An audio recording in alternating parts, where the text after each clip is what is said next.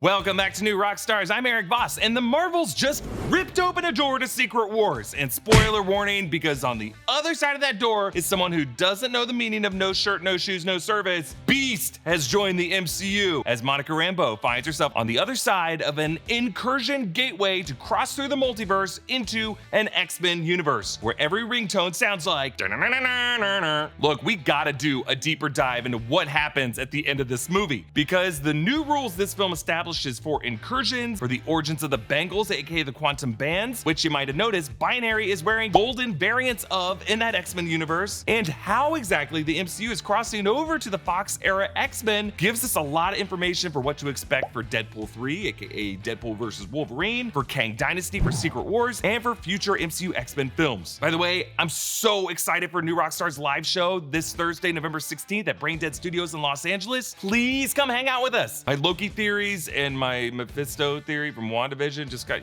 kind of slapped in the face this week. So New Rockstars is like making me go on a public apology tour. I wish I was joking. It's gonna be a lot of fun though. Ticket info in the description. And please support us by grabbing one of these Loki We're All Gonna Die shirts at nerdriot.shop or a shirt from our Marvels collection. Okay, there are really 3 new rules that the Marvels establishes in the MCU that are pretty critical to understand where things are headed on this road to Secret Wars. 1. The quantum bands control the fabric of space-time in the MCU, and that also includes realities. Rule 2. Incursions can occur by the fracturing of the teleportation grid, meaning they can happen anywhere. And 3. The Fox X-Men universe is as adjacent to the MCU 616 as the Sony universes are. Okay, let's take the Bangles / Quantum Bands first. They really are the central MacGuffin of this movie. When the Bangle was introduced in Ms. Marvel, Quantum Bands were one of the relics from Marvel Comics, so we assumed it might be, but now we know for sure. The Quantum Bands are mostly associated with the character of Quasar, but they've been worn by several characters over the years, each of them chosen by their creator,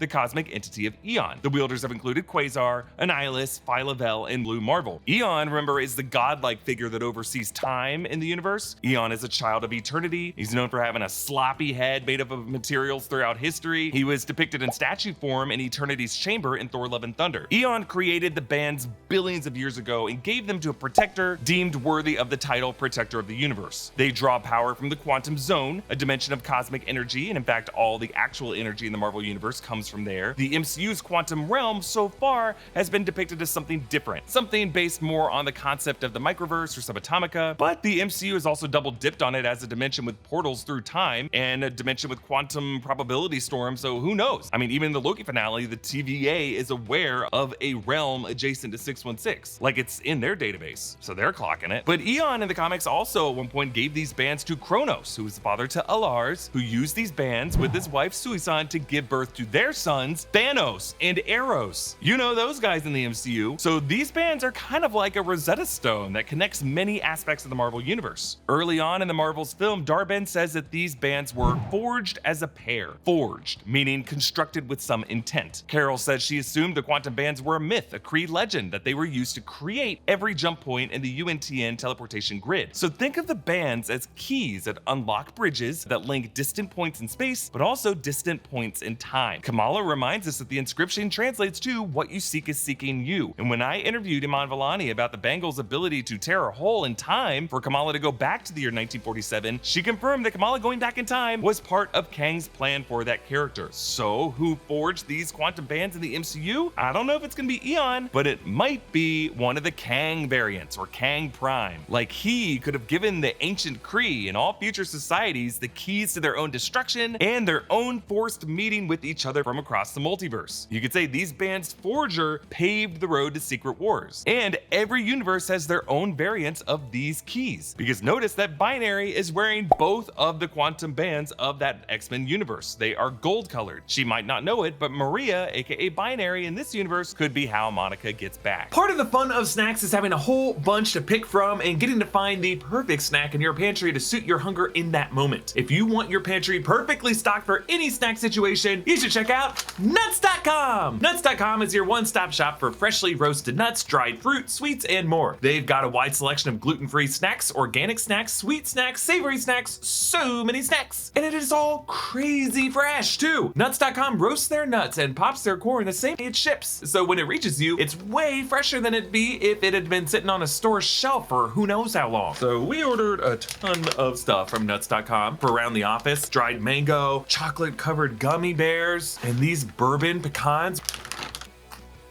Oh my God. It's like a handful of decadent Thanksgiving dessert, my friends. It is so good. And right now, Nuts.com is offering new customers a free gift with purchase and free shipping on orders of $29 or more at Nuts.com/Rockstars. So go. Check out all the delicious options at Nuts.com/Rockstars. You'll receive a free gift and free shipping when you spend $29 or more. This brings us to our second point. Incursions can occur anywhere by the fracturing of the teleportation grid, which is kind of like saying anytime you drive on any bridge or interstate in the United States, your brain could explode. These hexagonal portals have been in the MCU through Guardians of the Galaxy movies, through Avengers Endgame. We just thought they were kind of the backdrop, but no. They have been a dangerous game for the civil engineers of the MCU to play. Each one of them have drilled a hole in the fabric of reality and essentially violated a law of nature. And by leaving these holes open and drilling too many of them, all of reality could crumble. It's amazing it hasn't happened yet in MCU history. I submit to you that these hexagonal grids have been truly designed as doomsday devices. And the shape of this architecture as hexagons, gotta be no coincidence, folks. The Marvels even mentioned that it was a witch hex that gave Monica her powers, and when Wanda cast her spell to build a pocket reality, it took the shape of a hexagon. Jimmy Woo even wrote on the board, why hexagons? A hexagon that gave Monica her powers, and hexagons she has to piece back together to enter a new reality. When Dar-Benn used both bangles to open the rift, in the distance you could see a black hole. And in Loki Season 1 Episode 6, black holes were shown as how we got from one universe to another. We're really seeing the reconvergence of science and magic in the MCU, which you'll remember in the 2011 Thor film reminded us were really two terms for the same thing. The MCU is just giving us too many ways for the multiverse to be destroyed. Doctor Strange is using too extreme of magic with the runes of Kafkal, the Kree using the quantum bands too aggressively, the TVA taking too long of a bathroom break. An incursion occurs when the boundary between two universes erodes, destroying one or both entirely. We appreciate your concern, Stephen, but it's not the Scarlet Witch that we fear. From our experience, the greatest danger to the multiverse, it turns out. So it's really no one's fault that the universe is collapsing. It's set up to collapse by Kang Prime, or whoever is bringing the Marvel heroes together in Secret Wars. They want it to happen, and they're putting the Avengers, the X-Men, the Spider Heroes, everybody on a collision course. And so our third new rule that the Marvels establishes, the Fox X-Men universe is as adjacent to the MCU as the Sony universes. Actually, in Kevin Feige's introduction to the MCU timeline book, he said, on the multiverse note, we recognize that there are stories, movies, and series that are canonical to Marvel, but that were created by different storytellers during different periods of Marvel's history. The timeline presented in this book is specific to the MCU's sacred timeline through Phase 4, but as we move forward and dive deeper into the multiverse saga, you never know when timelines may crash or converge. Hint, hint, spoiler alert. So just imagine, on one side of the MCU, Doctor Strange's spell, magic, which Wang said traveled the borders of known and unknown realities, erodes the boundary of the MCU to the Spider-Verses of Tobey Maguire Peter Parker, Andrew Garfield Peter Parker, and Tom Hardy Venom Eddie Brock. And then on the other side of the MCU, the quantum bands are eroding the boundary of the MCU to the Fox, to the X-Men universe. That includes Hugh Jackman Wolverine, Patrick Stewart Charles Xavier, and Kelsey Grammer Beast. And those are just the ones we know of for sure. But this reality also has